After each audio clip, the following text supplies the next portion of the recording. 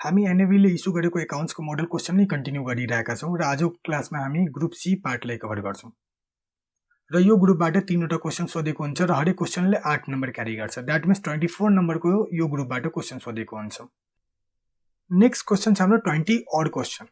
Odd क्वेसनले यो indicate गर्दैछ कि या त हामीले क्वेसन नम्बर 20 गर्नुपर्ने हुन्छ या 20 को अड गर्नुपर्ने हुन्छ, दुवै मध्ये एउटा गर्नुपर्ने हुन्छ, दुवै गर्न मिल्छ। हामीले दुवै गरे पनि हाम्रो क्वेसन चाहिँ एउटा मात्र चेक हुन्छ र नम्बर पनि हामीले एउटा क्वेसनको लागि मात्र पाउने हो, अर्को नम्बर हाम्रो इनभ्यालिड मानिन्छ।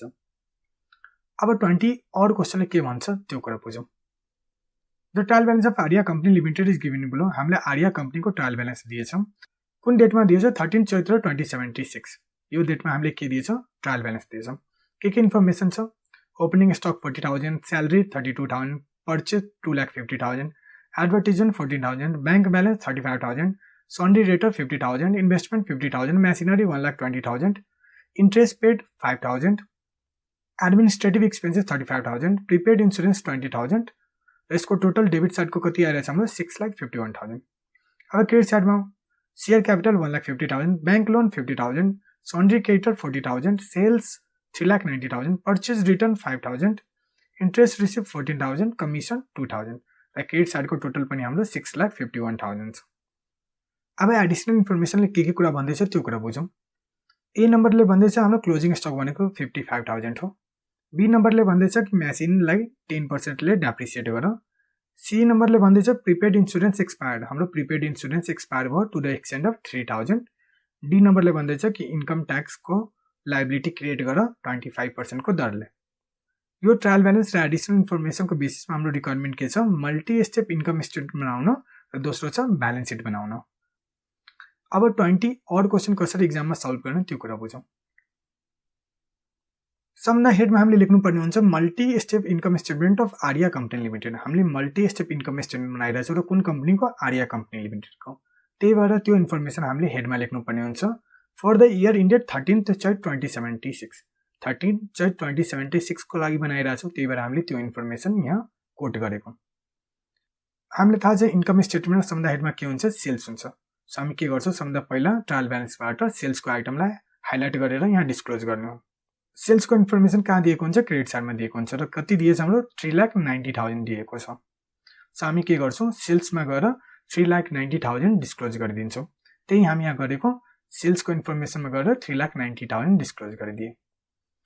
अब सेल्सबाट हामीले के लेस गर्नुपर्ने हुन्छ? Cost of goods sold lace गर्नुपर्ने हुन्छ। कस्ट अफ गुड्स सोल्डमा के हुन्छ? ओपनिङ स्टक हुन्छ, पर्चेज हुन्छ र त्यहाँबाट हामीले के गर्नुपर्ने हुन्छ? क्लोजिङ स्टकलाई लेस गर्नुपर्ने हुन्छ।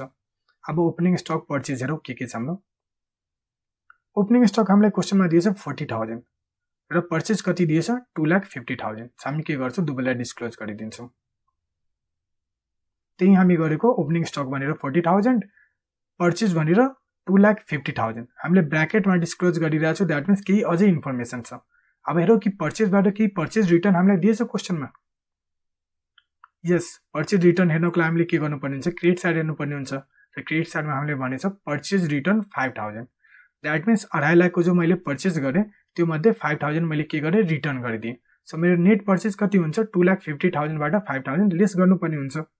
त्यही कुरा हामी यहाँ गरेको। नेट पर्चेज भनेको 2,50,000बाट 5,000 लेस गर्यो भने 2,45,000 भनेको हाम्रो नेट पर्चेज हुन्छ। र हामीले यो कुरा थाहा छ कस्ट अफ गुड्स सोल्ड निकाल्दाखेरि हामीले के गर्छौँ? ओपनिङ स्टकमा पर्चेजलाई एड गर्छौँ र क्लोजिङ स्टकलाई लेस गर्छौँ। र यो कुरा पनि हामीलाई थाहा छ कि क्लोजिङ स्टक हमेसा हाम्रो के हुन्छ? एडिसनल इन्फर्मेसनमा हुन्छ। सो हामी के गर्छौँ? एडिसनल इन्फर्मेसनमा दिएको क्लोजिङ स्टकको एमाउन्टलाई कस्ट अफ गुड्स सोल्ड निकाल्दाखेरि लेस गरिदिन्छौँ। त्यही हामी यहाँ गरेको लेस क्लोजिङ स्टक 55,000। 40,000 प्लस 2,45,000बाट 55,000लाई लेस गर्यो भने 2,30,000 निस्किन्छ। यो भनेको मेरो के हो? Cost of goods sold. हामीले जति एडजस्टमेन्ट इन्ट्री छ त्यसलाई रेड कलरले हाइलाइट गरेको। किन रेड कलरले हाइलाइट गरेको? सो द्याट हामीले त्यसलाई इजिली डिस्क्लोज गर्न सकोस्, त्यसलाई इजिली आइडेन्टिफाई गर्न सकोस् भनेर। अब total cost of goods sold हाम्रो कति छ? 2,30,000 छ। हाम्रो नेट सेल्स कति छ? 3,90,000 छ। सो हाम्रो ग्रस प्रफिट कसरी निकाल्ने हो? सेल्सबाट हामी के गर्छौँ? कस्ट अफ गुड्स सोल्डलाई लेस गरिदिन्छौँ। ए माइनस बी गरेपछि हाम्रो के निस्किन्छ? ग्रस प्रफिट निस्किन्छ। सो 3,90,000बाट 2,30,000लाई लेस गर्ने बित्तिकै 1,60,000 भनेको हाम्रो के हो? ग्रस प्रफिट हो। ग्रस प्रफिटबाट हामीले अपरेटिङ एक्सपेन्सेस लेस गर्नुपर्ने हुन्छ र अपरेटिङ एक्सपेन्सेसको पनि दुईवटा हेड छ, एडमिनिस्ट्रेटिभ एन्ड जेनरल एक्सपेन्सेस र दोस्रो सेलिङ एन्ड डिस्ट्रिब्युसन एक्सपेन्सेस। हामीले ट्रायल ब्यालेन्सबाट एडमिनिस्ट्रेटिभ एन्ड जेनरल एक्सपेन्सेस र सेलिङ एन्ड डिस्ट्रिब्युसन एक्सपेन्सेसमा फल हुने आइटमलाई आइडेन्टिफाई गरेर यहाँ डिस्क्लोज गर्नुपर्ने हुन्छ। अब ट्रायल ब्यालेन्समा फेरि यो ओपनिङ स्टक अलरेडी हामीले डिस्क्लोज गरिसक्यौँ। स्यालेरी भनेको मेरो लागि के हो, एडमिनिस्ट्रेटिभ एन्ड जेनरल एक्सपेन्सेस हो। सो हामीले स्यालेरीलाई एडमिनिस्ट्रेटिभ एन्ड जेनरल एक्सपेन्सेसमा डिस्क्लोज गर्नुपर्ने हुन्छ। त्यही हामी यहाँ गरिरहेको छौँ, स्यालेरी 32,000 एडमिनिस्ट्रेटिभ एन्ड जेनरल एक्सपेन्सेसमा। नेक्स्ट हेडमा एडभर्टिजमेन्ट भनेको मेरो लागि के हो, सेल्ससँग रिलेटेड हो। सो यो मेरो लागि सेलिङ एन्ड डिस्ट्रिब्युसन एक्सपेन्सेस हो। सो हामी के गर्छौँ, सेलिङ एन्ड डिस्ट्रिब्युसन एक्सपेन्सेसमा गएर 40,000 एडभर्टिजमेन्ट भनेर डिस्क्लोज गरिदिन्छौँ। र त्यही कुरा हामी यहाँ गरिरहेछौँ, सेलिङ एन्ड डिस्ट्रिब्युसन एक्सपेन्सेसको हेडमा एडभर्टिजमेन्ट 40,000 डिस्क्लोज गरिदियो। त्यो पछि नेक्स्ट हाम्रो ब्याङ्क ब्यालेन्स भनेको मेरो लागि एसेट्स हो, सन्ड्री डेटर एसेट्स हो, इन्भेस्टमेन्ट एसेट्स हो, मेसिनरी एसेट्स हो, इन्ट्रेस्ट पेड भनेको हाम्रो फाइनेन्स कस्ट हो, एडमिनिस्ट्रेटिभ एक्सपेन्सेस भनेको 35,000। सो यसलाई पनि हामी के गर्छौँ, एडमिनिस्ट्रेटिभ एन्ड जेनरल एक्सपेन्सेसको हेडमा गएर बुक गरिदिन्छौँ र त्यही हामी एडमिनिस्ट्रेटिभ एक्सपेन्सेस भनेर 35,000 डिस्क्लोज गरिदिए। त्यो पछि नेक्स्टमा प्रिपेड इन्सुरेन्स 20,000 यो भनेको पनि मेरो लागि एसेट्स हो। सो डेबिट साइडको सबै आइटमलाई हामीले हेरेर त्यहाँबाट एडमिनिस्ट्रेटिभ एन्ड जेनरल एक्सपेन्सेस र सेलिङ एन्ड डिस्ट्रिब्युसन एक्सपेन्सेसलाई आइडेन्टिफाई गरेर त्यहाँ डिस्क्लोज गरिदिए। अब एडिसनल इन्फर्मेसनमा क्लोजिङ स्टक इम्प्याक्ट अलरेडी हामीले लिइसक्यौँ।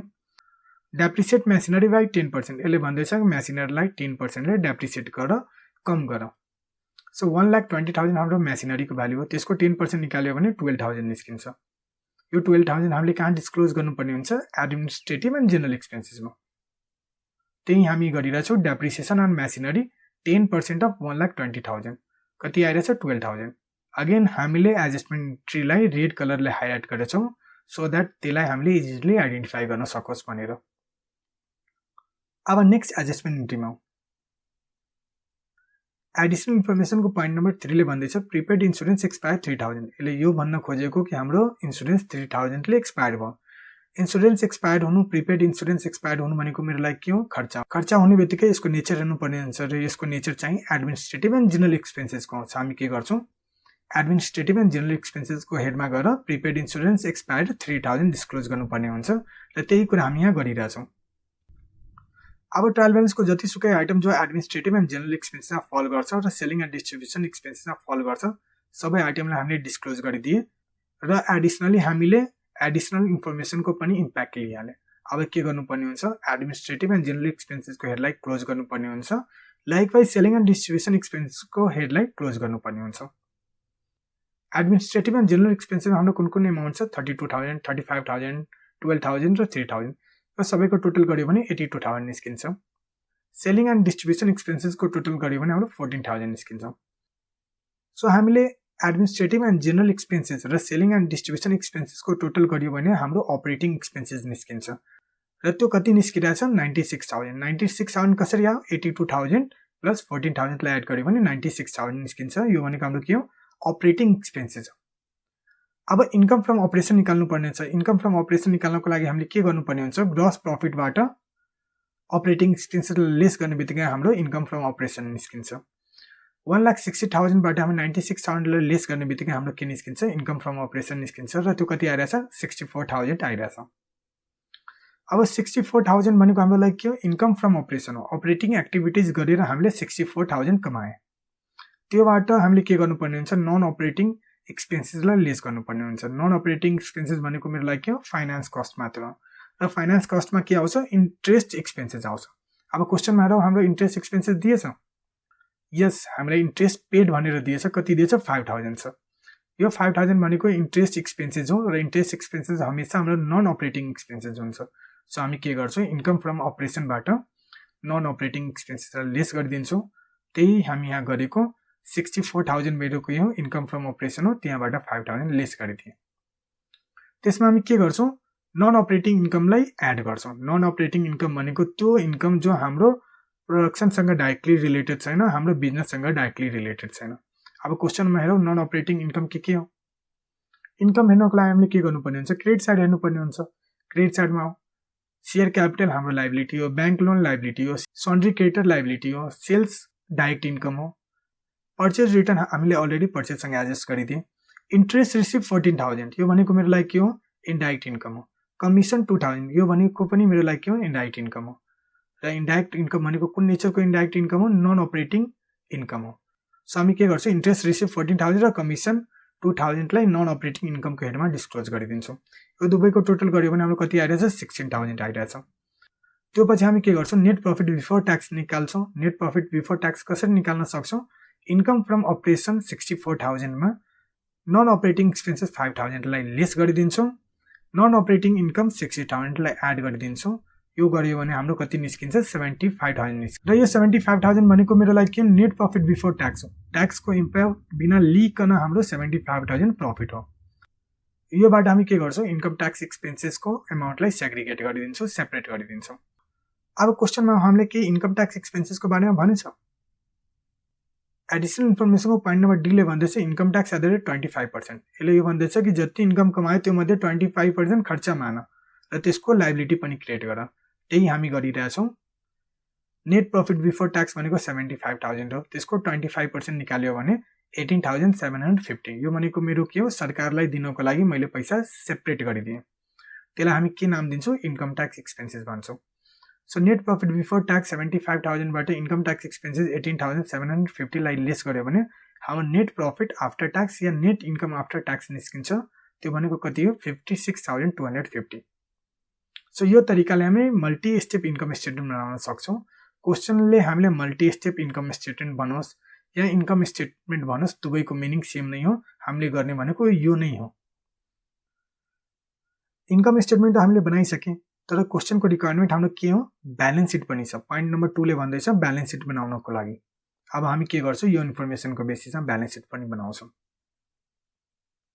यो ब्यालेन्स सिट भनेको हाम्रो मोडर्न स्ट्रक्चरको ब्यालेन्स सिट हो। किन मोडर्न स्ट्रक्चरको ब्यालेन्स सिट हो, किनभने हामीले क्वेसनमा भनेछ इन्कम स्टेटमेन्ट बनाउन, त्यो पछि ब्यालेन्स सिट बनाउन भनेछ। सो जब इन्कम स्टेटमेन्ट वर्ड आउने बित्तिकै हामीले यो एज्युम गर्नुपर्ने हुन्छ, त्यो भनेको मोडर्न स्ट्रक्चरको। मोडर्न स्ट्रक्चर हुने बित्तिकै हामीले ब्यालेन्स सिट पनि मोडर्न स्ट्रक्चरलाई फलो गरेर नै बनाउनु पर्ने हुन्छ। र मोडर्न स्ट्रक्चरको लागि हामीले डिफ्रेन्ट भिडियो बनाएका छौँ, त्यो भिडियो पनि हेर्नु होला, त्यहाँबाट धेरै नै हेल्प पाउँछ। मोडर्न स्ट्रक्चरको ब्यालेन्स सिटको दुईवटा कम्पोनेन्ट हुन्छ, एसेट्स र liability and share holder equity. सबभन्दा पहिला एसेट्स डिस्क्लोज गर्नुपर्ने हुन्छ, then liability and share holder equity. So एसेट्सबाट स्टार्ट गरौँ। र एसेट्समा पनि सबभन्दा पहिला हाम्रो हुन्छ करेन्ट एसेट्स। करेन्ट एसेट्स भनेको त्यो एसेट्स जसको लाइफ लेस देन 1 इयर छ या नेक्स्ट 1 इयरमा हामी जसलाई सेटलमेन्ट गर्छौँ त्यसलाई हामी भन्छौँ करेन्ट एसेट्स। अब ट्रायल ब्यालेन्सबाट हेरौँ हाम्रो करेन्ट एसेट्स के हो। एसेट्स हेर्नुको लागि हामीले के गर्नुपर्ने हुन्छ, डेबिट साइड हेर्नुपर्ने हुन्छ। ओपनिङ स्टक भनेको मेरो लागि खर्च हो, स्यालेरी भनेको खर्च हो, पर्चेज भनेको खर्च हो, एडभर्टिजमेन्ट भनेको पनि मेरो लागि खर्च हो, ब्याङ्क ब्यालेन्स भनेको मेरो लागि एसेट्स हो। र कुन एसेट्स हो, करेन्ट एसेट्स हो। सो हामी के गर्छौँ, यसलाई करेन्ट एसेट्समा डिस्क्लोज गरिदिन्छौँ 35,000। त्यही हामी गरेको ब्याङ्क ब्यालेन्स भनेर 35,000। अब दोस्रो आइटममा सन्डी डेटर भनेको पनि मेरो लागि के हो, करेन्ट एसेट्स हो। किन करेन्ट एसेट्स हो, किनभने नेक्स्ट 1 इयरमा हामी यसलाई सेटलमेन्ट गर्छौँ। सो यसलाई पनि हामी करेन्ट एसेट्समा डिस्क्लोज गरिदिन्छौँ सन्डी डेटर भनेर 50,000। त्यही हामी गरेको सन्डी डेटर 50,000। अब नेक्स्ट आइटम आऊ इन्भेस्टमेन्ट भनेको मेरो लागि के हो, एसेट्स हो। र एसेट्सको कुन क्याटेगोरीमा फल हुन्छ, इन्भेस्टमेन्टकै क्याटेगोरीमा फल हुन्छ। हामी के गर्छौँ, इन्भेस्टमेन्टलाई इन्भेस्टमेन्टको हेडमा गरेर डिस्क्लोज गरिदिन्छौँ। र त्यही हामी गरेको इन्भेस्टमेन्टको हेडमा गएर इन्भेस्टमेन्ट 50,000 डिस्क्लोज गरिदिए। त्यो पछि नेक्स्ट आइटम आऊ मेसिनरी भनेको मेरो लागि के हो, नन करेन्ट एसेट्स हो। किन नन करेन्ट एसेट्स हो, किनभने यसको लाइफ भनेको 1 सालभन्दा बढी हुन्छ। सो हामी के गर्छौँ, यसलाई प्रपर्टी प्लान्ट एन्ड इक्विपमेन्टको हेडमा गरेर डिस्क्लोज गरिदिन्छौँ ब्यालेन्स सिटमा। र त्यही हामी गरेको मेसिनरी 1,20,000। अब नेक्स्ट आइटम हो इन्ट्रेस्ट पेड एडमिनिस्ट्रेटिभ एक्सपेन्सेस भनेको मेरो लागि खर्च हो र त्यसलाई अलरेडी हामीले खर्चमा बुक गरिसकेछौँ। प्रिपेड इन्सुरेन्स यो भनेको मेरो लागि के हो, एसेट्स हो, करेन्ट एसेट्स हो। सो हामी के गर्छौँ, यसलाई करेन्ट एसेट्समा डिस्क्लोज गरिदिन्छौँ। त्यही हामी गरेको प्रिपेड इन्सुरेन्स भनेर 20,000 ब्र्याकेटमा डिस्क्लोज गरिदिए।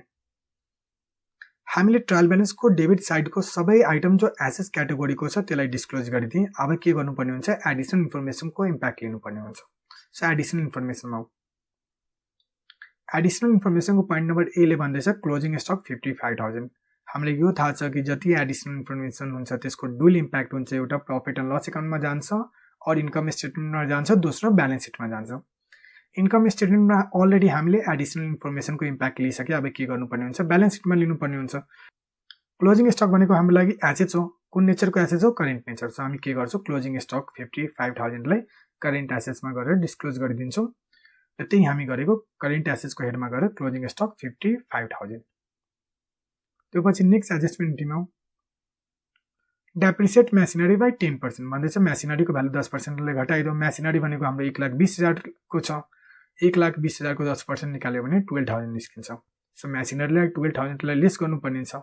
सो हामी त्यही गरिरहेछौँ। मेसिनरीको भ्यालु 1,20,000 बाट लेस डेप्रिसिएसन 12,000 गर्यो भने 1,08,000 आउँछ। यो भनेको हाम्रो के हो, मेसिनरीको भ्यालु हो।